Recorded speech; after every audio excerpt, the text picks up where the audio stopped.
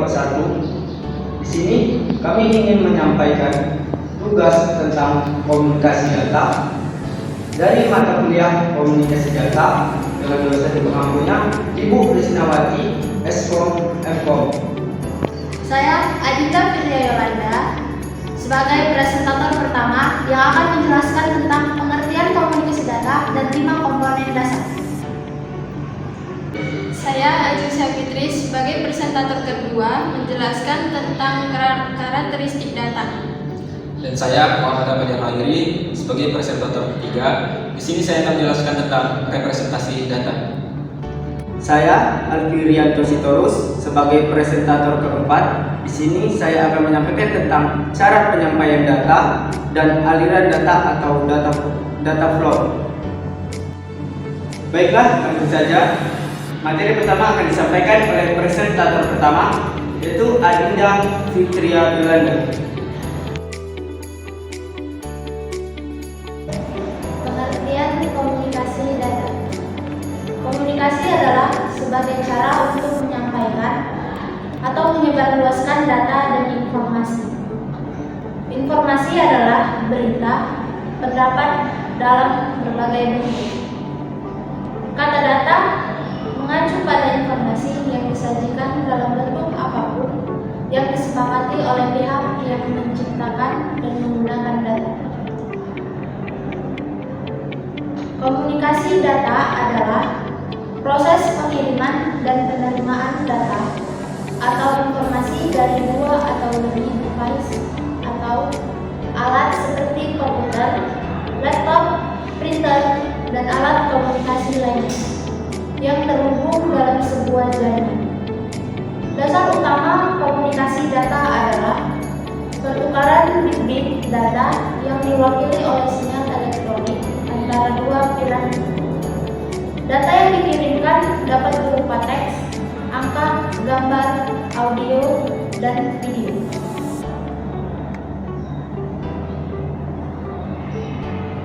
Lima komponen dasar komunikasi data. Yang pertama, pesan.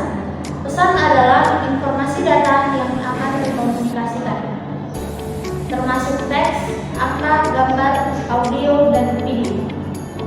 Yang kedua, pengirim. Pengirim adalah perangkat yang mengirim pesan data. Dapat berupa komputer, handset telepon,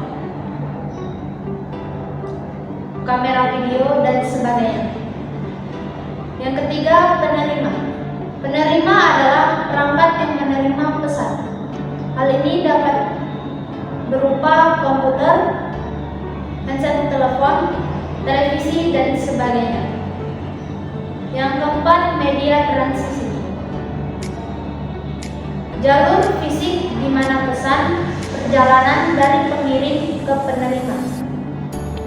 Yang berupa contoh media transisi adalah kabel koaksial, kabel serat optik, dan gelombang radio. Yang terakhir, protokol. Protokol adalah seperangkat aturan yang mengatur komunikasi data. Ini merupakan kesepakatan antara perangkat berkomunikasi. Tanpa protokol, dua perangkat dapat terhubung tapi tidak berkomunikasi.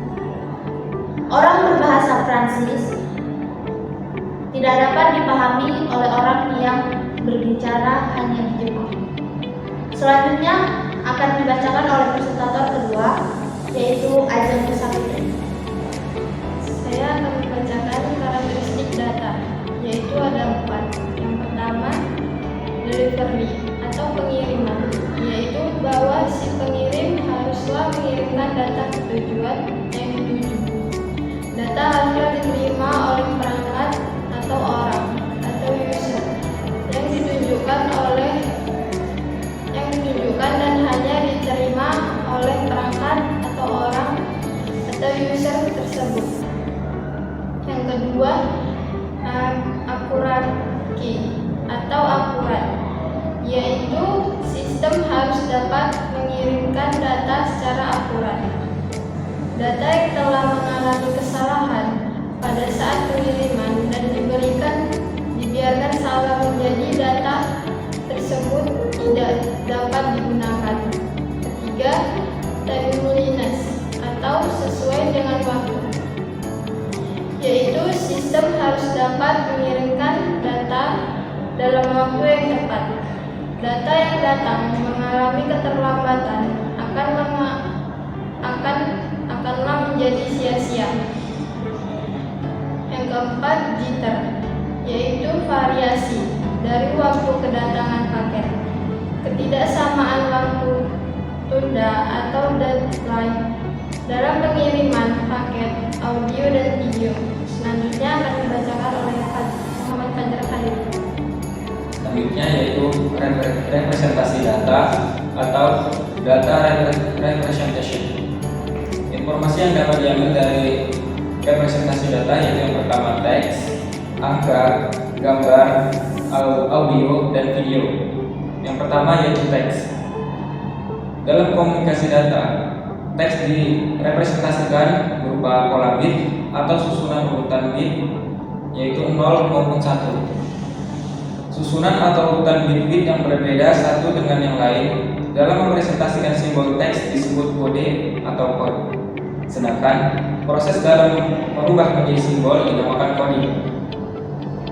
Sistem pengkodean yang banyak dipakai sekarang adalah kode ASCII atau American Standard Code for Information Interchange yang mewakili 127 karakter.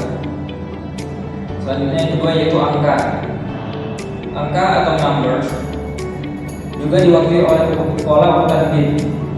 ASCII tidak digunakan untuk mewakili angka. Angka langsung dikonversikan atau diubah menjadi angka biner untuk memudahkan dalam perhitungan operasi matematika. Kemudian yaitu yang ketiga gambar atau image. Gambar juga direpresentasikan oleh urutan B. Dalam bentuk yang paling mudah, sebuah gambar terdiri dari matriks yang terdiri dari pixel atau pixels or picture elements, di mana tiap pixel adalah representasi sebuah titik terkecil dalam sebuah gambar yang dihitung per inci. Ukuran di pixel tergantung dari resolusinya. Setelah gambar dipecah menjadi beberapa ukuran atau pixel, tiap pixelnya akan mewakili sebuah pola bit. Ukuran dan nilai dari pola tersebut tergantung dari gambar tersebut.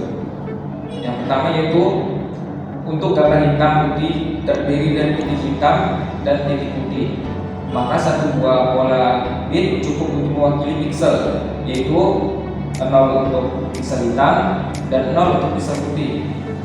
Kemudian yang kedua yaitu untuk gambar grayscale, ada dua buah pola bit. Yang pertama untuk pixel warna hitam diwakili 0 dan 0, dan yang kedua yaitu untuk warna dark gray diwakili oleh 0 dan 1. Terdapat beberapa metode untuk mewakili gambar berwarna. Salah satu metode yang digunakan adalah RGB.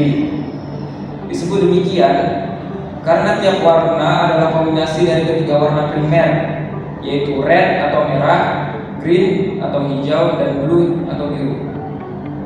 Ada metode lain yaitu YCM, yang mana warnanya yang dihasilkan adalah kombinasi dari ketiga warna primer yang lain, yaitu yellow, cyan, dan magenta. Kemudian itu yang keempat, audio. Audio adalah rekaman atau penyiaran dari suara atau musik. Secara alamiah, audio berbeda dengan teks, angka, dan gambar. Sifatnya yaitu kontinu, bukan diskrit. Mikrofon adalah sebuah transducer yang mengubah suara menjadi sinyal listrik. Speaker sebuah transducer yang mengubah sinyal listrik menjadi suara. Dan yang terakhir yaitu video. Video adalah rekaman atau siaran dari sebuah gambar atau film. Dan video juga dapat berupa entitas yang sifatnya kontinu. Baiklah, sekian dari hasil penjelasan saya tentang representasi data dan akan dilanjutkan oleh rekan selanjutnya itu Rian. Oke, di sini saya akan menyampaikan tentang cara penyampaian data. Cara penyampaian data di sini dengan menggunakan kabel. Ada 3 jenis kabel yang digunakan dalam penyampaian data. Yang pertama, Kabel twisted pipe yaitu sebuah kabel yang mempunyai dua konduktornya yang digabung. Yang kedua, kabel koaksial yaitu kabel untuk melakukan sebuah transmisi data dengan kecepatan tinggi. Selanjutnya yaitu kabel fiber optik, yaitu kabel yang terbuat dari kaca atau plastik yang sangat halus. Selanjutnya adalah aliran data atau data flow. Komunikasi di antara dua perangkat dapat berlangsung secara simplex, half duplex, dan full duplex. Simplex adalah komunikasi yang hanya tertuju satu arah. Hanya ada satu perangkat yang melakukan pengiriman, dan perangkat lain hanya berfungsi sebagai penerima. Contohnya, keyboard hanya dapat melakukan input, sedangkan monitor hanya dapat menerima output. Yang kedua yaitu half duplex. Half duplex, masing-masing stasiun dapat berfungsi sebagai pengirim maupun penerima, akan tetapi tidak dalam waktu yang sama. Ketika perangkat tersebut dalam mode mengirim, maka dia tidak dapat menerima, dan begitu pula sebaliknya. Contohnya adalah helical key. Yang terakhir adalah full duplex.